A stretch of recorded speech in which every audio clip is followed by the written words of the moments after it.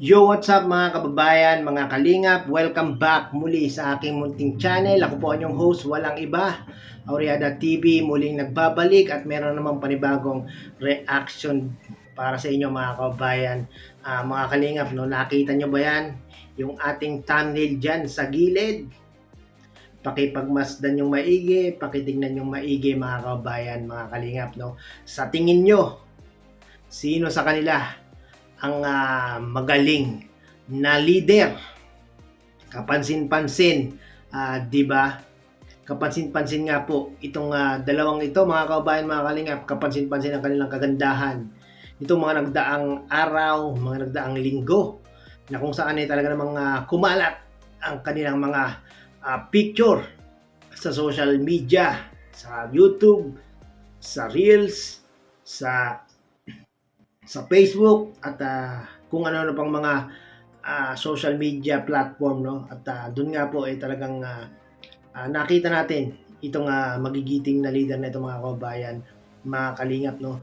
At sa tingin nyo mga kababayan, mga kalingap, sino sa kanilang dalawa ang magaling na leader habang kayo po ay nag-iisip, habang kayo po ay nagninilay-nilay, habang kayo po ay pumipili sa kanilang dalawa, ay pagbibigyan ko po kayo ng pagkakataon makapag-isip, no? At habang ako po ay nag-shout out, sana po ay ma-comment nyo na po mga kababayan, mga kalingap, kung sino sa kanila ang magaling na leader, no? Pero meron po akong pakiusap sa inyo mga kababayan, mga kalingap.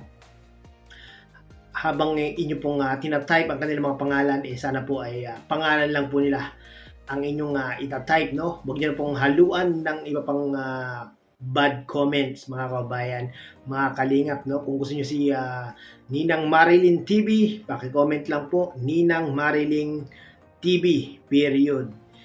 Kung si Miss Yangmi naman, Miss Yangmi, period. Kung good comments naman po, acceptable po natin yan. Pero ang bad comments ay hindi po natin i-accept, no? At kung meron po ako makabasa ng mga bad comments dito, ay baka i-off comments ko na lang po at baka hindi po kayo maka-comment, no, mga kababayan, mga kalingap. Kaya pakiusap, wala pong bad comments dito. Tanging mga pangalan lang po nila ang inyong i-comment para okay sa alright po tayo, no? At mega love shoutout po pala Kuya Bal Santos Matubang, Kalingap Rob, Ate Edna Vlogs, Kalingap Jomar. Suportahan po natin ang kanilang mga channel mga kabayan, mga kalingap, nang sa ganon ay mas marami pa silang matutulungan na ating mga kababayan sa ating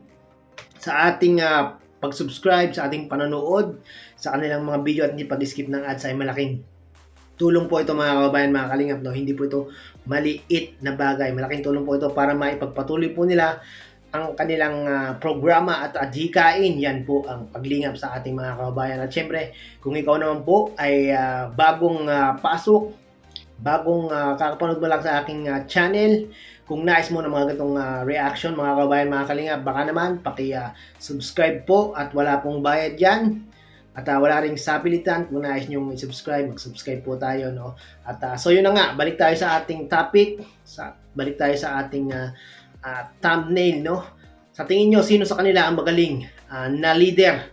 Siyempre, unahin mo natin yung kanilang mga karakteristik mga kababayan, mga kalingap, no? Para naman malaman natin kung sino sa kanila ang magaling na leader, no? Kung ano nga ba yung kanilang mga pinaggagawa para malaman natin kung sino talaga ang magaling mamuno. Alam niyo naman mga kababayan, mga kalingap, sa mga nakakakilala po sa akin, ako po ay dating KROR mga kababayan, mga kalingap. Kaya alam ko po kung paano ang maging leader itong si Ninang Marilyn Pablo. Antabayanan niyo yan mga kababayan, mga kalingap. Meron akong ibubulgar dyan, meron akong isisiwalat dyan kung anong klaseng leader ito, si Ninang Marilyn Pablo, no? At kung bakit ako umalis sa team KROR mga kababayan, mga kalingap. Antabayanan nyo yan, no?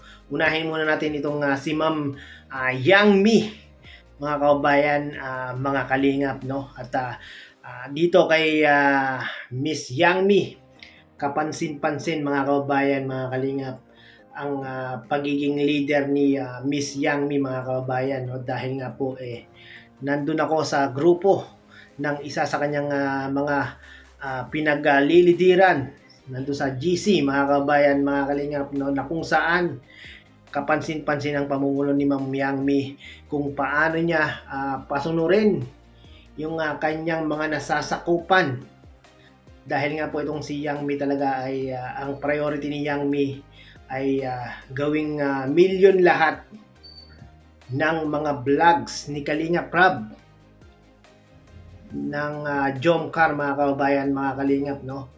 At yun ang kapansin-kapansin kay Yang Mi. Talagang tinututukan, tinutulungan ni Yang Mi na mag 1 million views itong mga vlogs ng Jomcar. At dahil nga po sa angking galing ni Yang Mi sa papasunod sa kanyang mga GC ay talagang nagmi-million views yung mga vlogs ni Kalinga Prab, no? At yung sinasabi nilang wak wak wak wak ay hearsay lang po yan, mga kababayan, mga kalingap.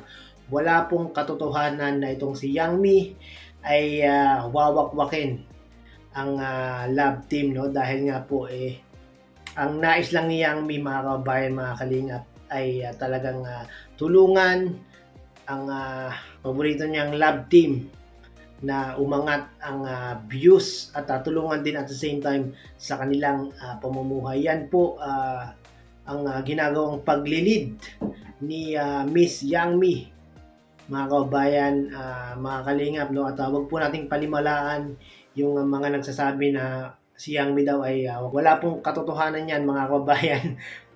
Mga kalingap, no? At ito ang kagandahan kay Yang Mi, mga kababayan, mga kalingap, no?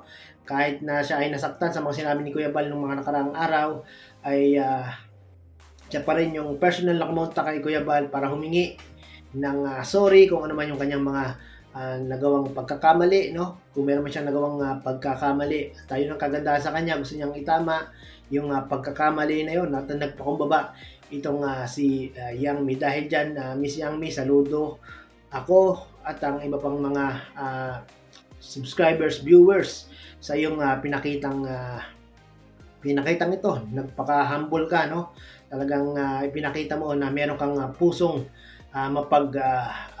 kalingap, no? At magawin naman tayo dito kay Ninang Marilyn TV. Sa mga nakakaalam po, no, na ako po ay dating carer. Alam niyo po ba kung bakit ako umalis sa carer, mga kababayan, mga kalingap? Akin na pong isisiwalat, akin na pong ibubulgar, mga kababayan, mga kalingap, no? Ito na. Kaya po ako umalis sa carer nung this past 1 month na yata. Dahil nga po si Kalinga Prab ay nag-declare na, mga kababayan, mga kalingap, no?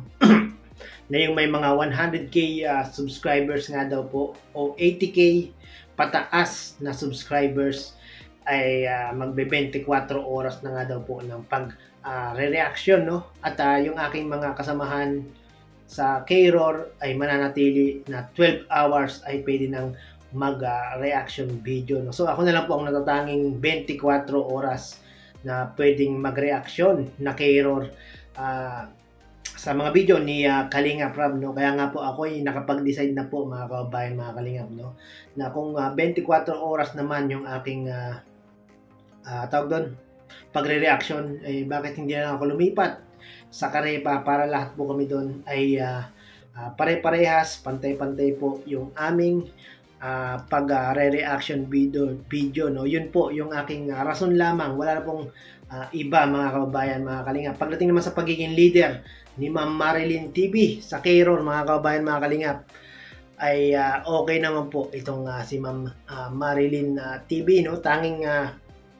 Tanging pagtulong sa programa ni Kalinga Prab lang naman yung kanyang iniisip, mga kababayan, mga kalingap. Wala po kayong mababasa na panglalait, pangbabash doon sa GC namin, mga kababayan, mga kalingap. Talagang napakatahimik ng aming GC at at the same time talagang ayaw ni Ninang Marilyn ng mga away-away na yan, mga kababayan, mga kalingap, no? Ginagawa lang po ni Ninang Marilyn yung kanyang obligasyon na protektahan ang programa ni Kalinga Prab dahil nga po itong si Ninang Marilyn ay tawag doon na pagkatiwalaan ni Kalinga Prab na tumulong sa kanyang mga ginagawang pagtulong sa ating mga kababayan, no? At ang maganda nga doon mga kababayan, mga Kalinga, malaki ang naitutulong ni Ninang Marilyn sa programa ni Kalinga Prab, hindi lang financially, maging sa iba pang mga aspeto ng pagbo-vlog ni Kalinga Prab. Yan, sinisiwata nila yung mga maling ginagawa, mga kababayan, mga kalingap, no? At yun, si Ninang Marilyn ay isa ring talagang masasabi nating magaling na leader at kapansin-pansin ang kanyang mga ginagawang ito, no, para protektahan ang programa ni Kalinga Prab. At syempre si Ma'am Yangmi din ay kapansin-pansin din ang talagang ang kanyang nais na matulungan si Kalinga Prab, no, na mapataas yung mga views, no, lalo na sa Jomcar, mga kababayan, mga Kalingap. Kaya itong dalawang leader na ito ay talagang masasabi nating magaling sa kanilang mga nasasakupan, mga kababayan, mga Kalingap. So yun, mga kababayan, mga Kalingap, kayo po ba ay nakapili na kung sino sa kanila ang magaling na leader? Nakapili na po kayo? Malapit na tayong matapos, mga kababayan, mga Kalingap. Malapit na matapos yung aking video. At yun, sana po ay itong si Ma'am Yangmi at si Ma'am Marilyn TV ay sana sa lalong madaling panahon ay magkaroon na ng tawag doon, pagkakaunawaan, no? Sana ay maging maayos na yung kanilang usapan, mga kababayan, mga Kalingap, at maitigil na po ang ganitong mga issue, no? Maglablaban na lang po tayo, mga kababayan, mga Kalingap, no? Ika nga ng mga Kalingap Angels, walang bashing, maglablaban lang tayo, no? At so yun, mga kababayan, mga Kalingap, maraming salamat po, at muli ay umabot na naman kayo dito sa aking reaction, no? At maraming pong salamat, at lagi po kayong nakantabay dito sa mga ginagawa kong gantong mga video, no? At hanggang dito na lang po. Bye-bye!